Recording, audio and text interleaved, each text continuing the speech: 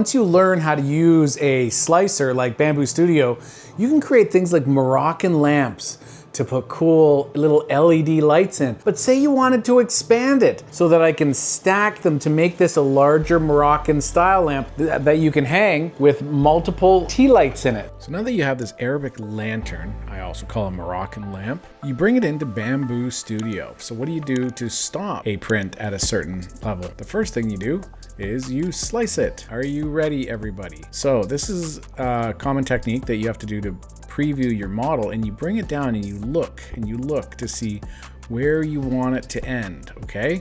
So I'm just gonna go front, okay? So you can get right in there. Since this part is equal to this edge here, then I could just stack one of these on top of another and top of a full one. How do you do it? Well, you right click on this and you go add pause. And so when you send this to the printer, it will not go past this. You go print plate and it is going to pause at that point, and then you will be able to cancel the job. And it's that easy to pause a job. Slice it, right click on this to check the model out in the slider, zoom in to make sure where you want it to stop, then we can go ahead and add the hinges. It's almost done to the layer that I've stopped the slicer at. So you've printed one part, stopped it, printed a second part, stopped it, and you print a full third part. To make this simple, the first thing you got to do is print these hinges. These hinges you can get for free on MakerWorld.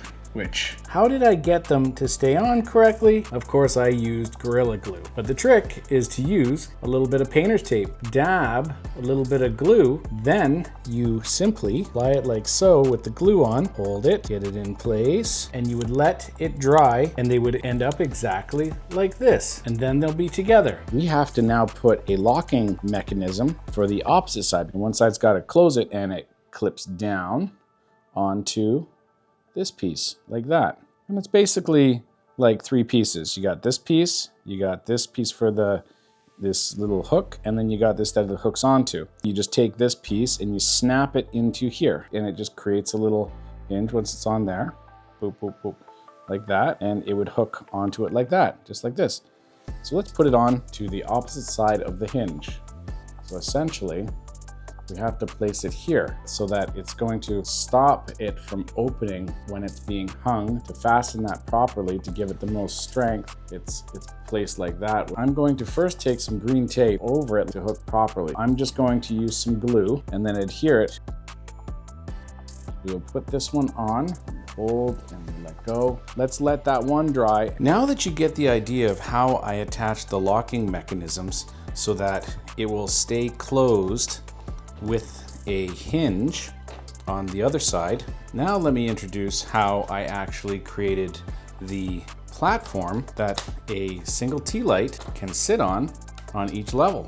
Doesn't that look cool? That's some serious mood lighting, everyone. Now that you've seen what it looks like in the dark, I got some window tint that I ordered on Temu. So I just cut off a strip from the huge roll that I got, and I used this on lenses, on masks, like a Stormtrooper mask, a Boba Fett mask that I think you can see in the background up there. And I glued it down first by just dabbing a little bit around here. I then took an X-Acto knife and I just shaved off the parts. You know, you should always have one of these tools in your 3D printing kit, and you just cut around that, and it turns out fantastic.